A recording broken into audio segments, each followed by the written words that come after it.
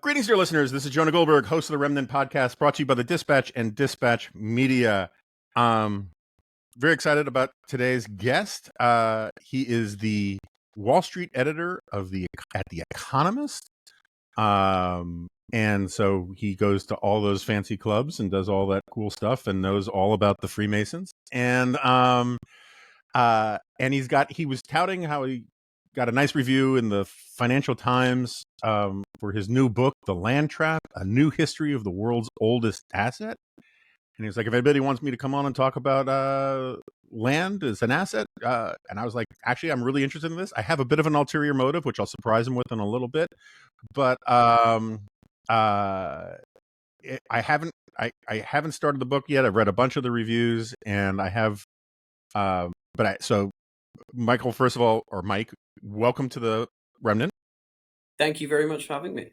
And I may stop you from time to time to explain things to non-financial geeks and non-land experts more than I normally would. But I just think it might be necessary. And as I warned you, and as listeners know, my first question is, what's your book about? So the book is a financial history of land as an asset. I thought it was something that hadn't been well covered.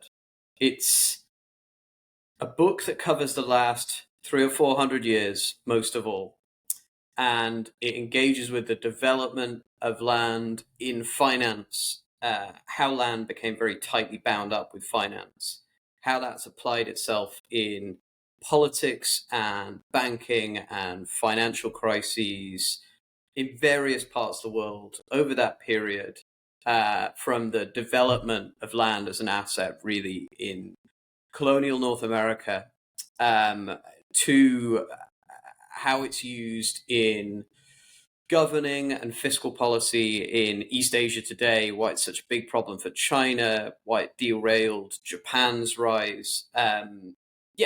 That is basically the potted history of the book.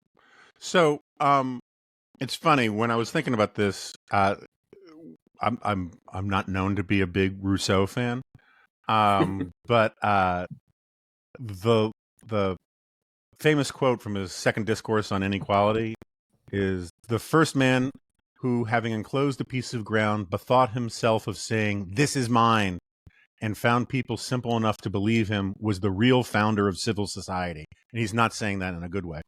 From how many crimes, wars, murders, for how many horrors and misfortunes might not any one have saved mankind by pulling up the stakes or filling up the ditch and crying to his fellows, "Beware of listening to this impostor. You are undone if you once forget that the fruits of the earth belong to us all, and the earth itself to nobody."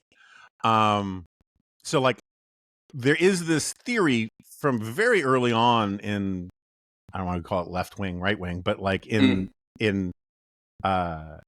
the Enlightenment period, let's say, of it being something of a sin almost to treat land as if it's a financial asset.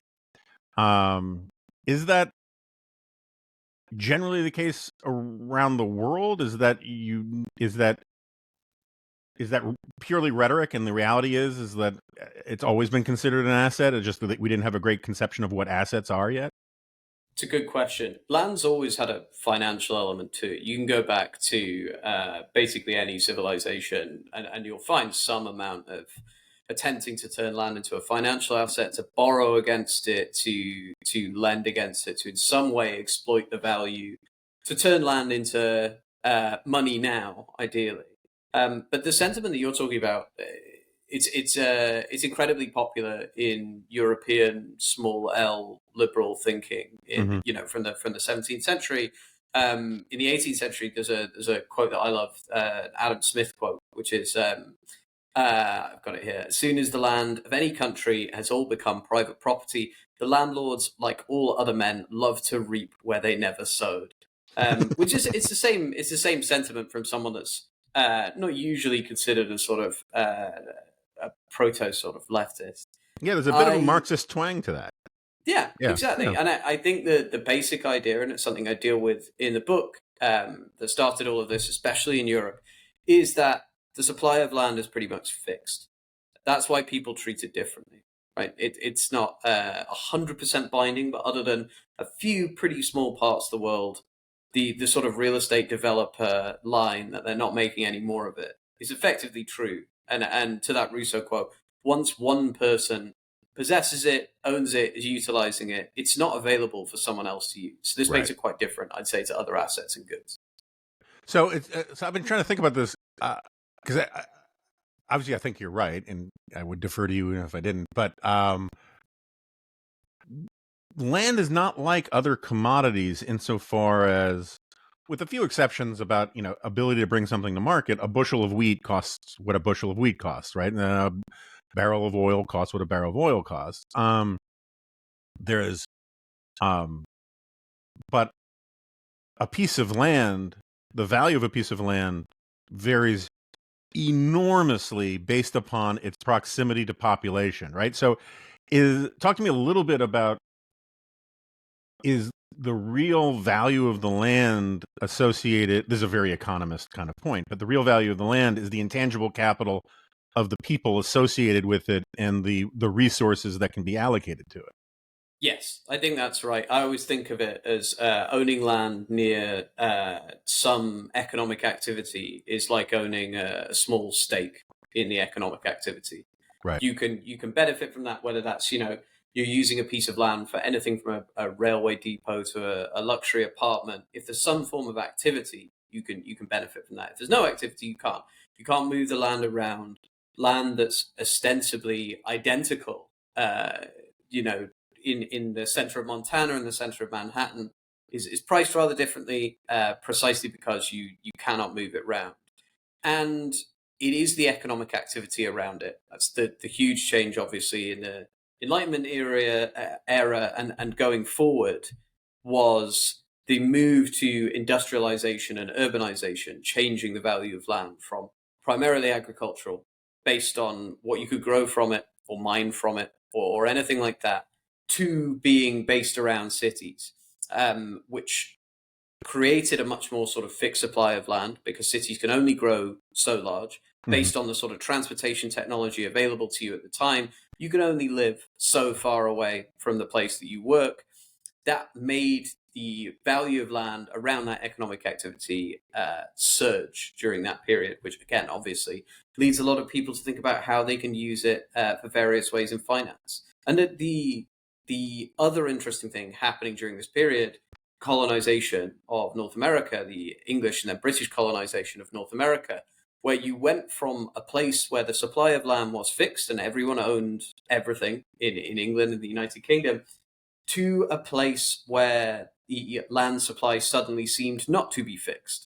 The early colonists absolutely enormously wealthy in land, right? They didn't know how far the world they were expanding into would go, but the land seemed like the most plentiful thing that they had. And the use of it in finance really, I think, stems from that. This extraordinarily land-rich society, a comparatively very equal society, doesn't really have the same sort of class system as you had in England or other parts of Europe. And this enormous drive to exploit the value of the land, to turn it into money, to encourage economic activity. It was a huge thing in the late 17th century among the very early English colonies, all the way through the 18th century. Huge point of sort of fraction with the budding British Empire. And then a big thing in the early years of independence in the US as well. So, before we get to my ulterior motive and all of this, um, why don't we just talk for a minute about the different conceptions of how states regulate land, right? How states treat them as an asset.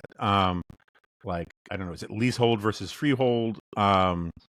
Is there a Chinese way, an Asian way versus a Anglospheric way? We never. I'm asking this as an informational question. I don't feel like the U.S. ever really did a lot of leasehold kind of stuff, right? So, like, can you just explain sort of the glossary 101 about how to think about the different approaches to this stuff? Absolutely. So the very basic levels, freehold, you own the land forever. And since it's not an asset that decays or depreciates in itself, the stuff on top of it can. That means you hang on to it, you can hand it down indefinitely. It's not like a business, it's not like a real property, it's not like a piece of equipment. Everything else sort of decays, land doesn't. So freehold's a very powerful tool for the sort of permanence. And in a place like America, historically, leasehold just wouldn't have seemed that important, right? It's a tool, leasehold, where you essentially sell someone land for a given period of time. The period is usually extremely long, so it's not considered a sort of rental contract. It'll be 75 years, it'll be 99 years, it could be 200 years. But the original owner will get the land back at some point. This is a lot more common in places where the land supply is pretty fixed and it's difficult to find more of it. It wasn't a problem in the United States for a very, very long time. In Asia, there's a number of different systems going on, but what some of the ones I concentrate on in the book, two places I've lived in the past, Singapore and Hong Kong, which both inherited these fascinating leasehold systems from the UK. So they were used to finance government spending, especially government infrastructure building. The idea was that the colonial government owned the land in these places and would lease it out for productive use, would raise money from that to build roads and all sorts of other infrastructure, run the very basic elements of government. This is the way that both Hong Kong and Singapore set themselves up. Funnily enough, mainland China ends up more or less copying the Hong Kong system. So you have a communist country, a huge communist country, using a system invented in the British War and Colonial Office several hundred years earlier. It fits in some ways in mainland China quite well because you can still leave the fiction in place that the government owns all the land. You don't have to address the sort of thorny, difficult question of does being an ostensibly communist country allow for the private ownership of land? You can say, no, government owns all the land and we're going to lease it out for productive use. It's been a huge financing tool in China. It powered the growth of Chinese cities. In the last 5 years, it's become an enormous problem for the Chinese government, the Chinese economy as well. But yeah, a lot of English leasehold systems found their way into Asia that way through the British Empire. So, just because I'll feel stupid for not having asked this leasehold thing. Every time I go to London, you'll see signs, for really nice properties to let for 99 years or whatever it is, right? It strikes me. So first of all, does that leasehold system, is that, I've always sort of assumed it comes out in part from feudalism, where lords just aren't going to, like, the whole point of their wealth is their land. So they're not going to, like, give it away or sell it away when they're thinking multi-generationally. And so instead, it's sort of like the Venetians who invent the patent as a way to sort of let you get economic benefits, sort of rents from some invention, but then it goes back to you. But the political problem of that system, I mean, talk about, rent seeking is sort of too punny a way to think about it. But like, if I've had a property in my family for 99 years and I've developed it, I've raised my kids and grandkids in it and all that kind of stuff, and now I'm just supposed to give it back, doesn't that create massive political problems for people to have what in America, like American conception, just giving back this home that you've had for a century is because your grandfather made some sort of deal with some feudal lord, just it's like petting the cat backwards to me. It just doesn't seem to work. Is it a political problem today in the UK? What to do with people when their leases expire all at once? So the UK has had a problem with leasehold recently. It's mostly around apartments, and it gets into it's around thornier questions of who's responsible for the uptake of the apartment. Right? You've had some pretty bad examples of freehold owners sort of abusing the leasehold system in the UK to charge these ridiculous fees to their tenants. I wouldn't say that in general it's been an enormous problem politically in the way that you're thinking of it being. I think this is partly because I mean, in the UK, it's a minority system. It's most apartments aren't, and most homes aren't leasehold anymore. Most homes are freehold. The UK had a very active leasehold system. My friend Ben Southwood has dug into this a lot. It's sort of weirdly forgotten part of English history in the UK. It had an extremely active system. It drifted through the 20th century, especially much more towards a freehold model, where you do have the problem that I think you're getting at, which I find very interesting, is in Singapore, which Mm-hmm. has this unique, extremely unusual public-private system of housing, extremely high home ownership rates, but it's very tightly managed by the government. But they're all leasehold properties.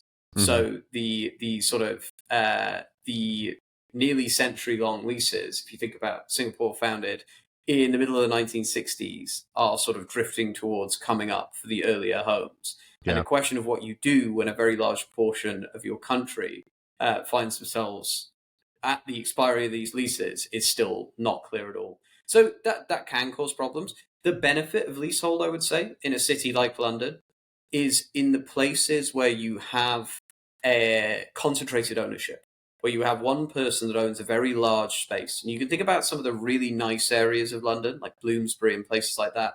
Those are often examples of exactly this. They're concentrated ownership. You want people to be able to own within them to some degree, and you want them to be able to settle there. But those areas are nice because everything is the same in those areas, because you have beautiful terraced houses, you have shared public spaces, the tiny parks in terraces and things like that. You want that to be maintained, and having a single owner is a useful way of doing that. And leasehold, someone like that can be a really useful model. I can see it. I just, having grown up in New York City in the 1970s and 80s and seen how totally peaceful, pacifistic cat ladies can become deranged serial killers over the idea of trying to take away their rent control. Yeah. The idea of doing it at scale over a century-long process, it's my parochial New Yorker kicking in. I just find it just astounding that it didn't create more political problems.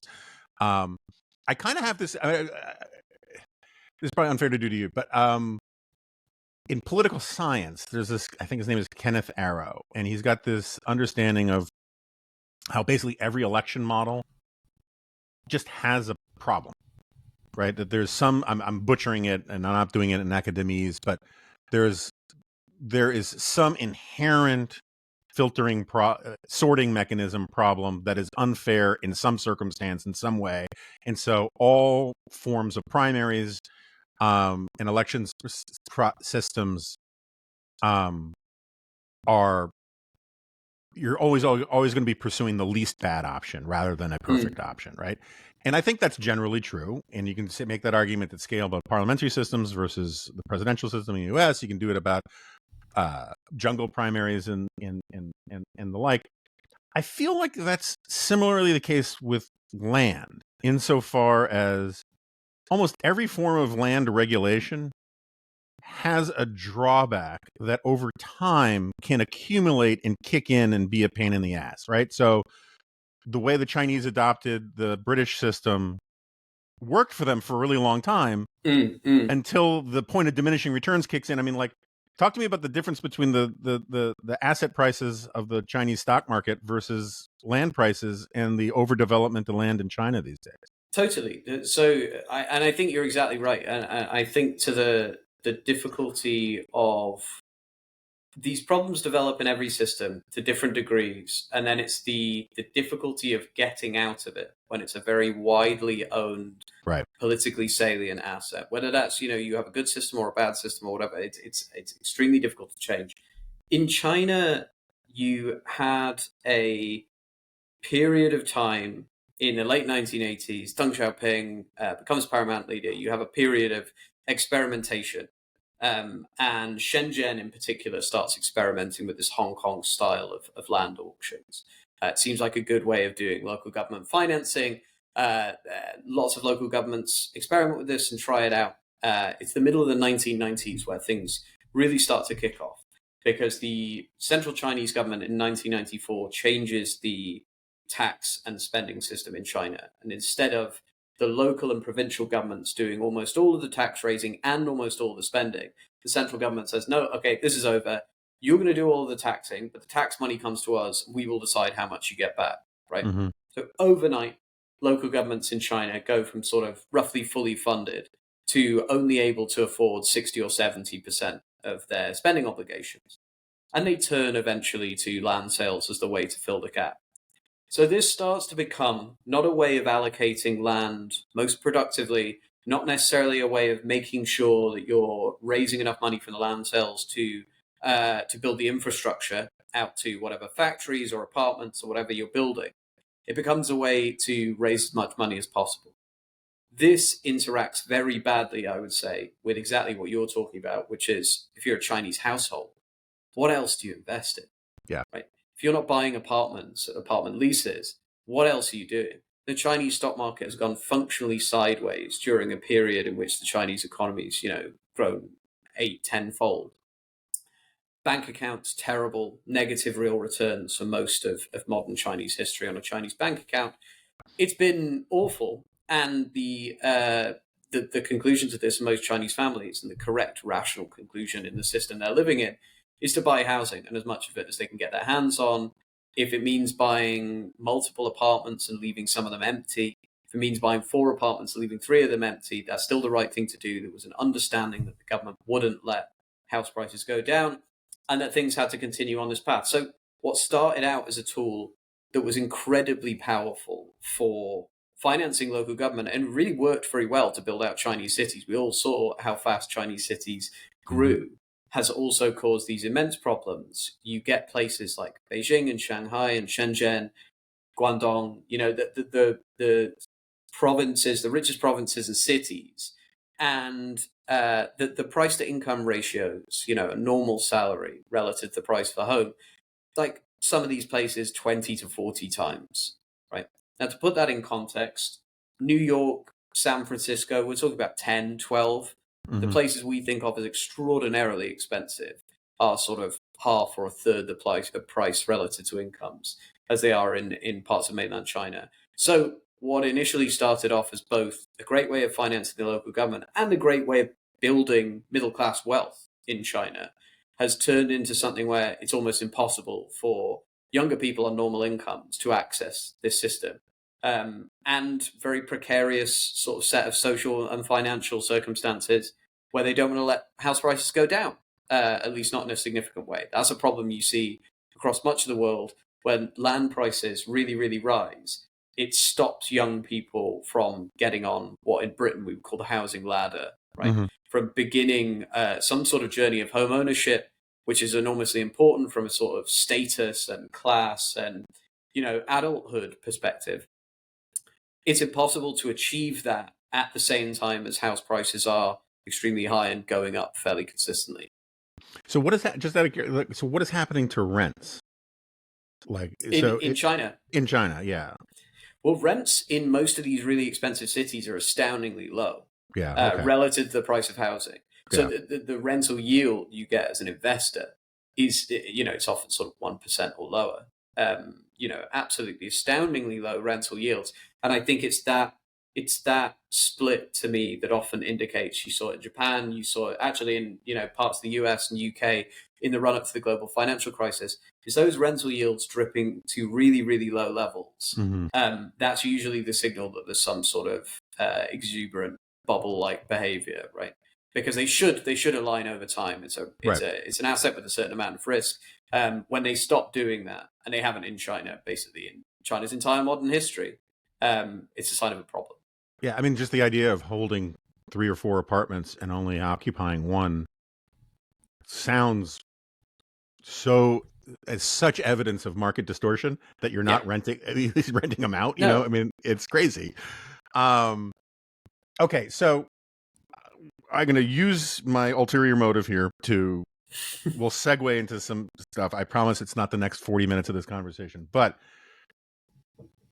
I've threatened, and every now and then, I'll do a special episode of this podcast where the most recent one was who was Leo Strauss, and we just did a deep dive for an hour on one philosophical thinker. I wanted to do one for a very long time, but I didn't want to do it under false pretenses. And I know you got a book to sell, and we believe in helping people sell their books. But I got to ask you about Henry George. He is one of the figures I am most interested in intellectually and had the most difficult time getting an intellectual lock on. So much so that my inability to get a radar fix on George, I actually have theories about that more than I have theories about George. So can we just do a little detour here? Who was Henry George? Why was he important? What was his significance and influence, not just in America, but really globally? So this, I mean, for me, this isn't a detour at all. This is a wonderful, and there's a portion of the book, there's a couple of chapters on George and his ideas, how they came to prominence, and how they then disappeared. And I think, to what you're talking about, it's the disappearance of George's ideas that is, in some ways, the most fascinating thing. Well, I, as a prelude, I mean, I don't want to derail you, but part of what I'm fascinated about Henry George is, I'm much more fluent in intellectual history than I am in economic history. The number of different, wildly at war with each other strains of intellectual thought about economics, like Frank Chodorov and Friedrich Hayek says he first got interested in economics because of Henry George, right? So like there's this whole branch of libertarianism that you can trace back to Henry George. William F. Buckley, my former boss, loved Henry George. Mm-hmm. And then Henry George was a wildly, hugely influential guy for socialists around the world. Yes, and enormously so. So I have theories about it, but I want to hear. I want you're the expert. Just explain who he was, what his idea was, what is the land tax idea that he had. Sure. Bit of background on George. Henry George, born 1839 in Pennsylvania, relatively lower middle class, not particularly interesting upbringing, fairly religious family. He doesn't sort of emerge into life with a sort of clear direction. He does a variety of different jobs. He experiences some pretty extreme poverty. The middle of the 19th century is peppered by financial crises and recessions through the US as the country's growing and people are moving westward. Henry George moves westward as well. He moves to San Francisco. He eventually gets a series of jobs in and around journalism. He's a printer for a bit. He works for a number of publications. He ends up as the managing editor of a small San Francisco-based newspaper, and he's sort of vaguely active in democratic politics there. When he publishes his first book in 1879, he has been thinking about land and how it works for sort of the best part of a decade, writing around this and sort of stumbling towards his ideas. And he writes this book called Progress and Poverty. Progress and Poverty was not an immediate success, but in the very late 19th century, we don't have a Times bestseller list, but in the very late 19th century, best guess, this is probably the best-selling book in the world after the Bible. Mm-hmm. Certainly, I think the most influential during that period. You have millions of copies sold by multiple publishers in the UK and US. There's really nothing else at this time that captures the public imagination this way. Henry George's idea is essentially within the title of the book, which is that everyone in the United States and everywhere in the industrializing world at the time could see they live in an era of technological change unlike anything the world has ever seen. We're talking about trains, electricity, telephone, lighting, the development of medical technology, all sorts of other things. This is a sort of era of mass industrialization beginning. And at the same time, you have these sort of crushing forms of urban poverty that, particularly in the United States, jarring relative to what was once a very sort of egalitarian, politically equal and relatively low economic inequality society. And people are screaming out for an answer to these two things happening at the same time. Henry George comes along and says, it's land. It's all land.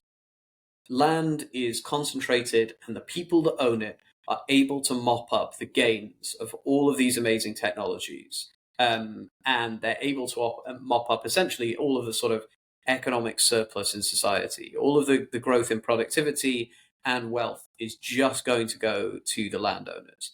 I think this is particularly appealing at the time in the US because the frontier is basically closing. Mm-hmm. So you're going from a period where 100 years earlier, people's ancestors might have arrived in the United States, even 50 years earlier, and been able to head out west and carve something out for themselves. That's done, really, by the time Henry George is emerging as a major figure. He's writing the same sort of things that Rousseau and Smith wrote about land that we spoke about at the beginning, Mm-hmm. but he's doing it in a way that is dramatically more engaging to an ordinary American or an ordinary British reader or an ordinary European. He writes like a sort of lay preacher. It's very religious, barely an undertone. He's a very religious man, and he's happy to use sort of biblical language in describing the injustices that he sees.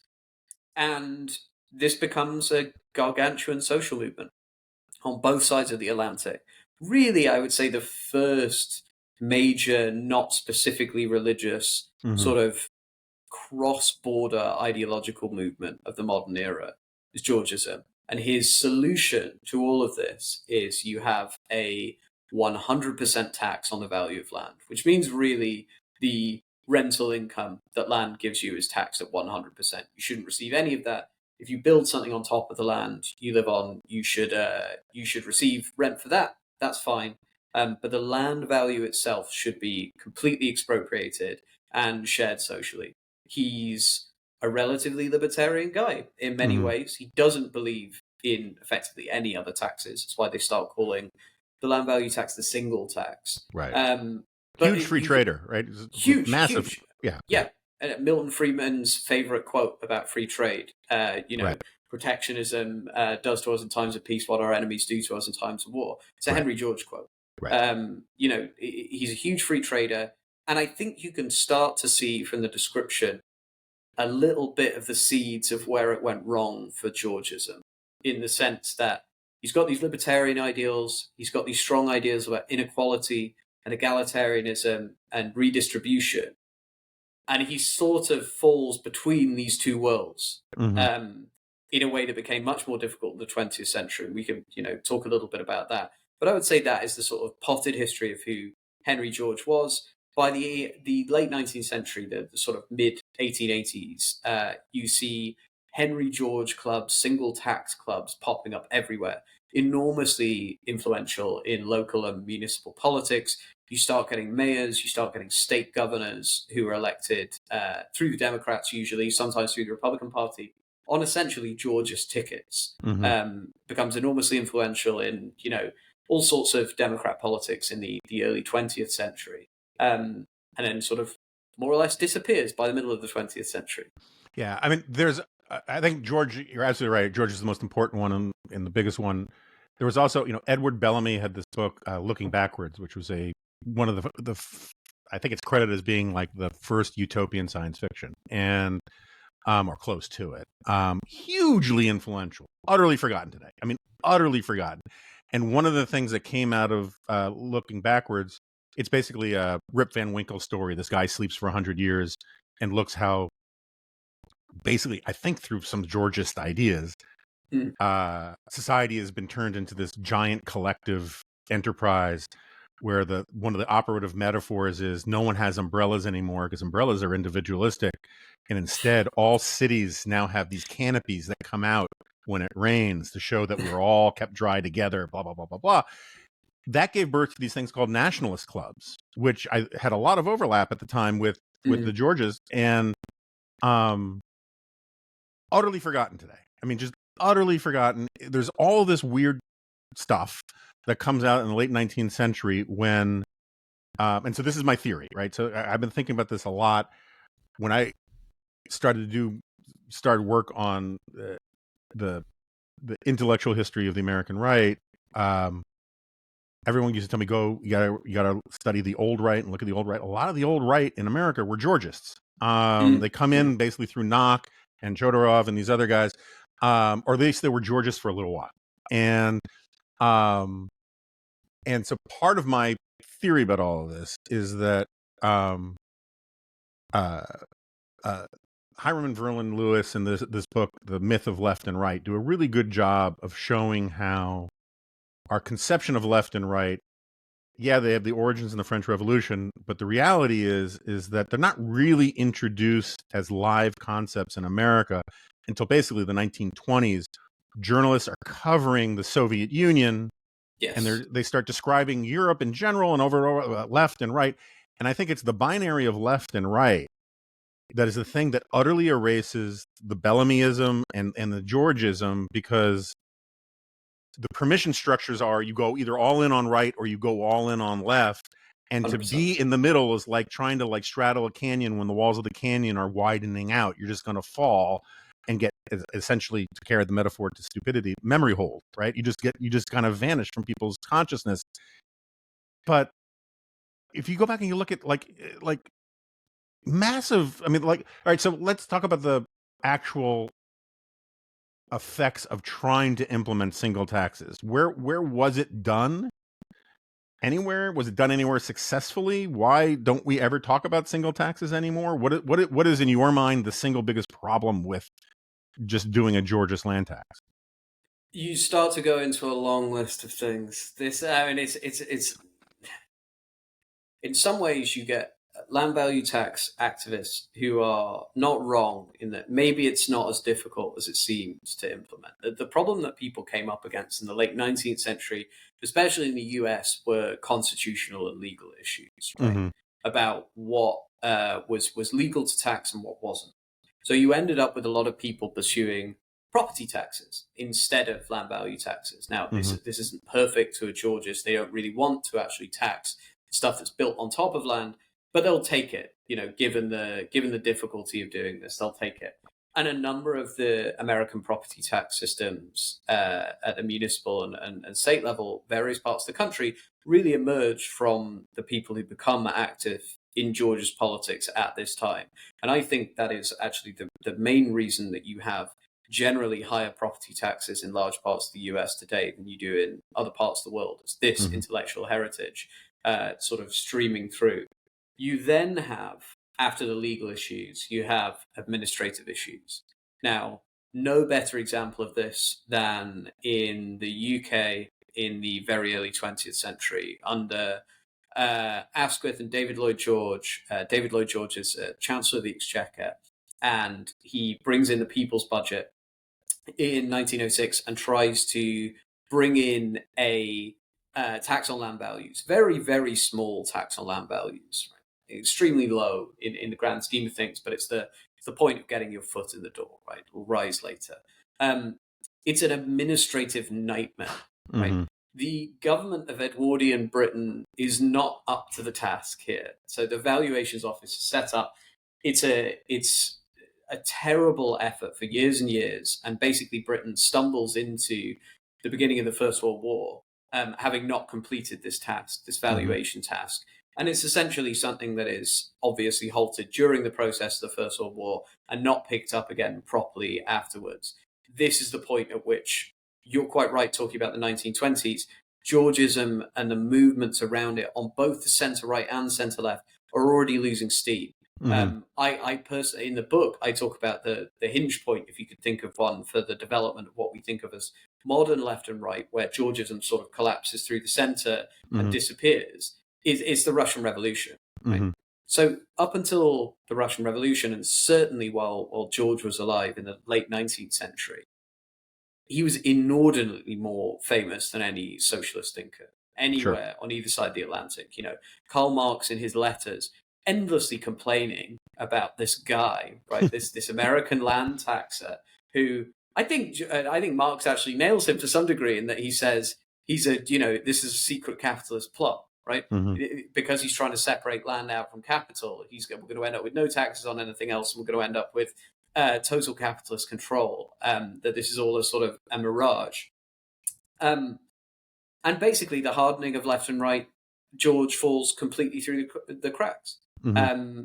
And you can totally see this. You listen to various socialist thinkers from the early 20th century. They all, almost to a man, grow up as Georgists in one way or another, or influenced by the ideas of Henry George. But by the 1930s, this is basically all gone. And there's no space left on either the left or the right or in modern economics, which is sort of emerging and budding up at this point, for land as a distinct concept from Mm-hmm. capital. So you do see a few experiments in land value tax, which I'd say are more comprehensive. The German government in Qingdao in China is run by a guy called Wilhelm Schremier, who's the colonial administrator, and he's a land tax guy. He's a sort of obsessive, and he brings in a sort of, you call it sort of full fat land value tax and ran the city that way for several years.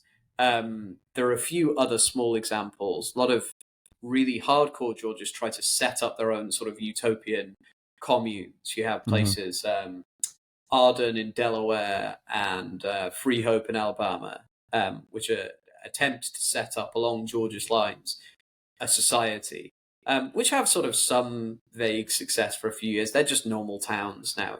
Stuff Yeah. sort of leaks away over time. So the number of actual successful efforts to bring this in is very small relative to the level of popularity that the idea had. So yeah, I mean, it kind of, whenever I hear about these communes that work for a little while, it reminds me of Charles Murray. Once he used to get asked all the time when he was doing stuff about welfare reform, well, how do you explain Sweden's success? And his standard answer was something like, well, look, there's a well-established finding in the social science literature that pretty much any idea will work for a while with Swedes.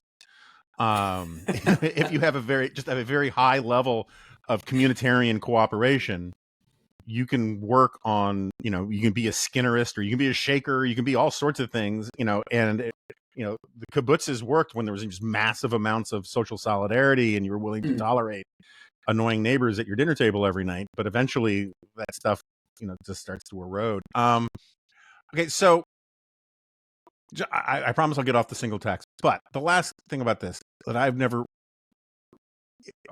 first of all, the valuation thing, when you're talking about Edwardian England doing this, I can't imagine something more vulnerable to corruption than a government agency setting the value of land, where you'd want it to be assessed as low as possible, and given the stakes involved, slipping some. I mean, this sort of gets the thing we were talking about at the very beginning. That land by itself is not a fungible commodity the way corn or wheat or copper are, right? You don't care the whole location, except for supply chain issues, which is, for perishable commodities is a thing, right? But it's not for copper. Land, the value is, again, the proximity to resource, intangible capital, resource rich populations, less than the inherent value of the land. And so I just never understood how a single tax could work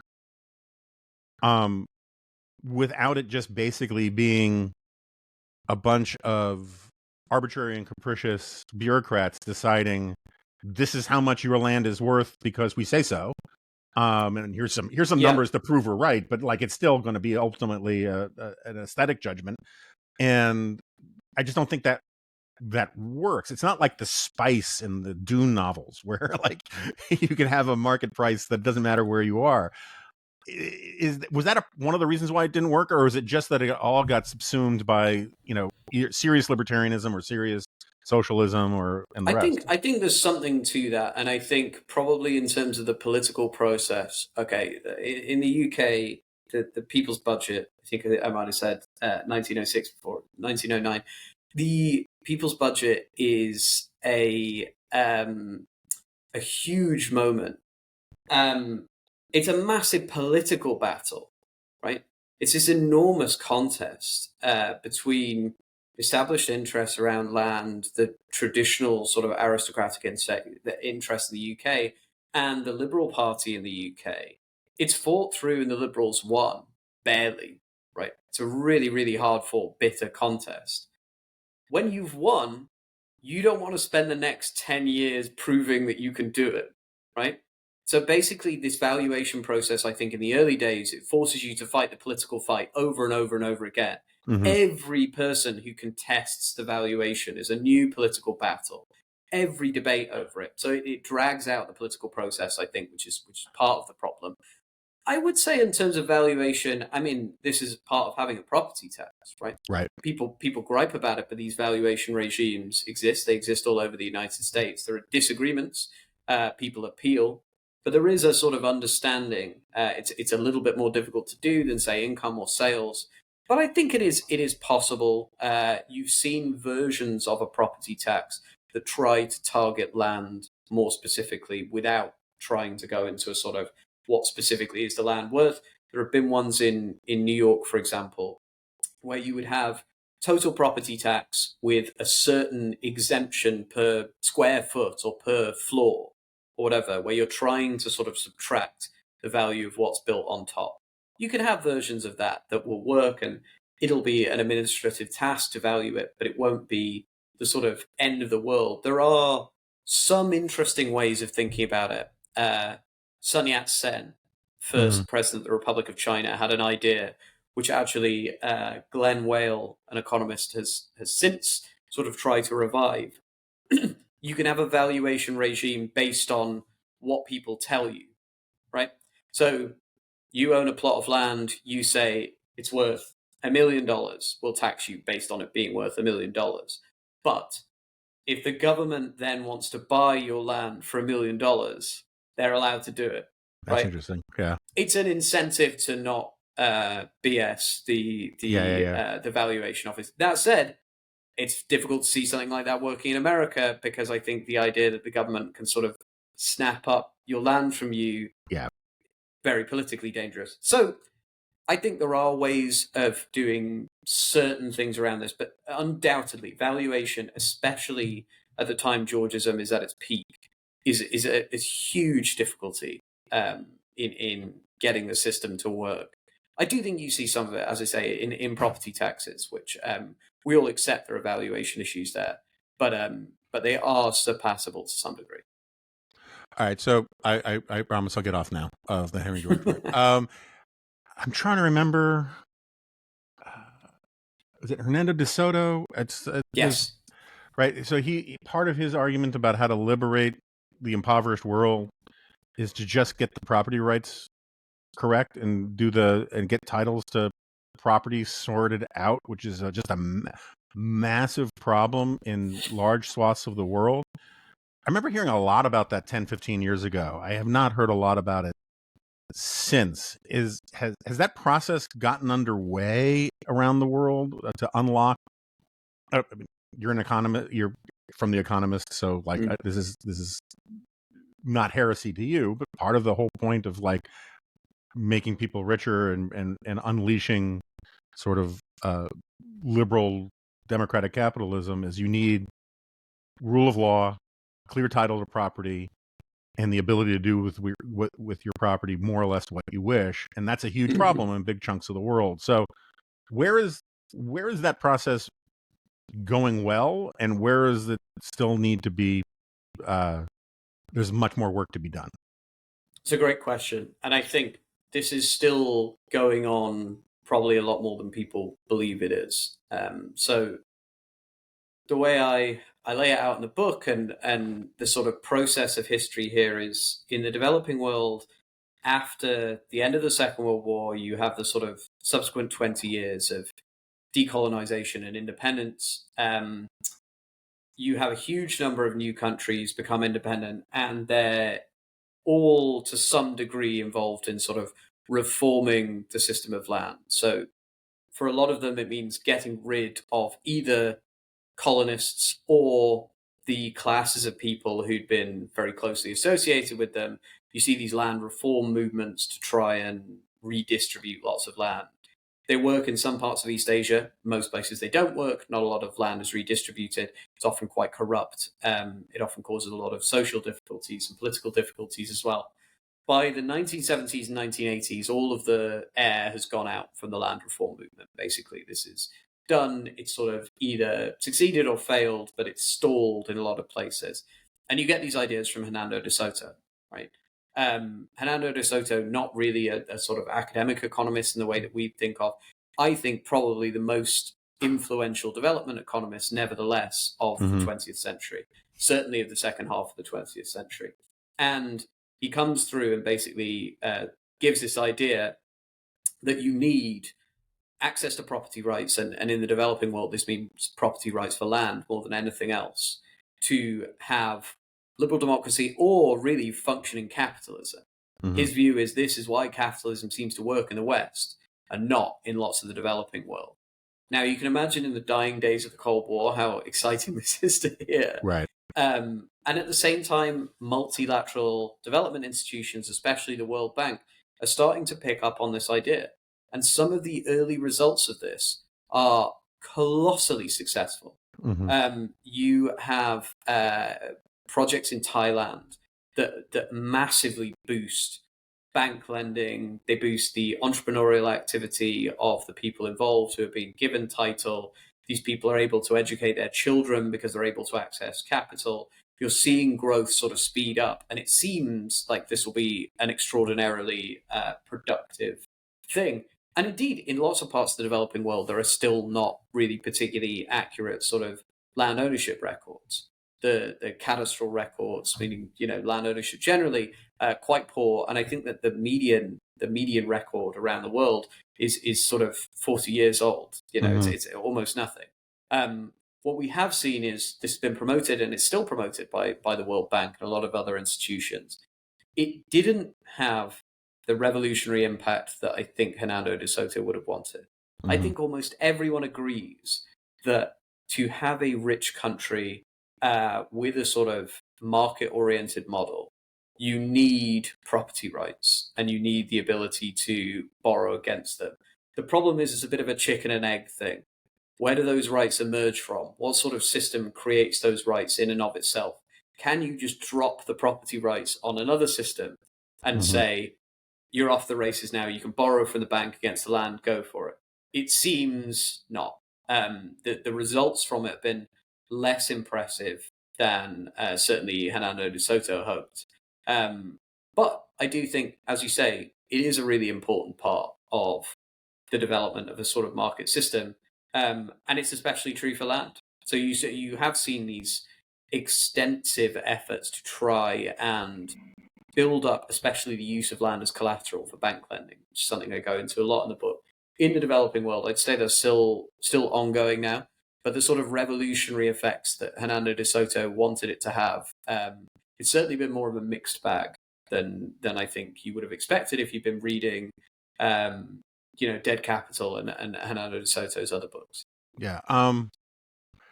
Yeah. The chicken and the egg thing is very frustrating, right? Because it's the classic model is you need a middle class to demand its.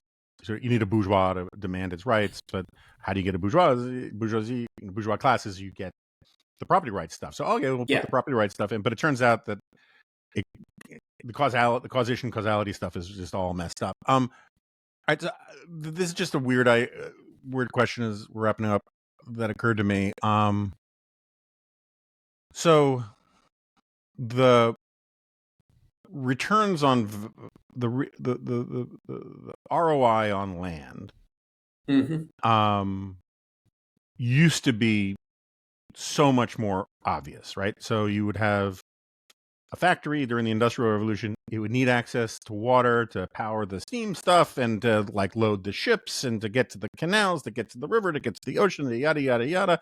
You need, proximity to a big labor force and all of these kinds of things. I'm not a full believer in all the dematerialization stuff, but the simple fact is that while that stuff still matters for heavy industry, the ROI on land outside of tourism and sort of Veblen-esque, living standards is lessening, right? It's becoming, and so what is that?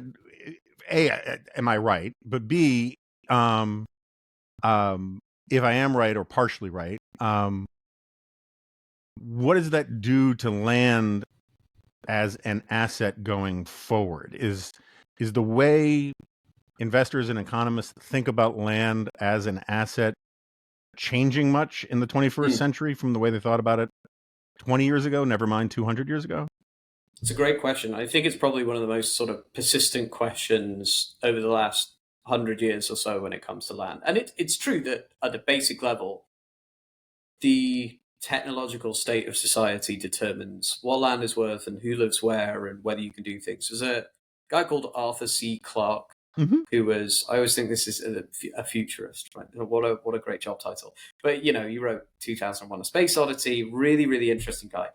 If you go back to the things he was talking about in the early 1960s, it seems fascinatingly prescient. He's pretty plugged in to the development of early semiconductor technology, transistors, and he sees immediately this is going to transform communication technology, and then it's going to transform the world after that, right? Everything is going to change because we're going to be able to communicate at extraordinary distance, cheaply, and the way we think of society as operating now is going to change more dramatically, he thought, than any transport technology had previously changed it. And one of the consequences of this, he said, was that'll be the end of the city as the organizing mode of human civilization. That'll be out the window, right? We won't need it anymore because you'll just be able to, you'll be in Bali and I'll be at the North Pole and we'll chat about our work in the morning and we'll get on with it and whatever. And I think to put it lightly, this did not turn out to be correct about the development of communication technology. And in fact, what you saw in the late 20th century was doubling down on a few really, really pricey cities. You see the superstar city effect. Knowledge workers really want to be in and among one another. They want, whether it's access to the sort of cultural capital that gives you or direct exposure to other people like yourselves. You see this doubling down of really, really high income people moving to the same places. Land prices absolutely exploding in these places. You think San Francisco, London, New York, bunch of different Asian cities, bunch of different parts of the world. This is true in a number of different places. I'm open to the idea that maybe something has now tipped with AI after the pandemic.